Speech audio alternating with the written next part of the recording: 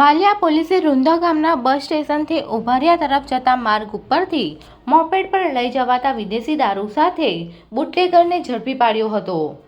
Valia police મથકનો staff પેટ્રોલિંગમાં હતો તે દરમિયાન બાતમી મળી હતી કે વડ ગામેથી ડીઓ મોપેડના પગ મૂકવાની જગ્યા પર પ્લાસ્ટિકના થેલામાં વિદેશી દારૂનો જથ્થો ભરી રૂંધા ગામ તરફ જનાર છે।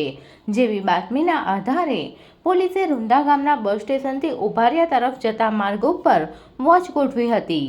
તે દરમિયાન બાતમીવાળી મોપેડ આવતા પોલીસે તેને અટકાવી મોપેડ ઉપરથી વિદેશી દારૂની 85 નંગ બોટલ મળી આવી હતી। પોલીસે 8,000નો દારૂ અને મોપેડ મળી કુલ 43,000નો મુદ્દામાલ કબજે કર્યો હતો અને રૂંધા ગામના લીમડી ફળિયામાં રહેતો બુટલેગર અજય ઉર્ફે પોણિયો જીવણ વસાવાને ઝડપી પાડ્યો હતો।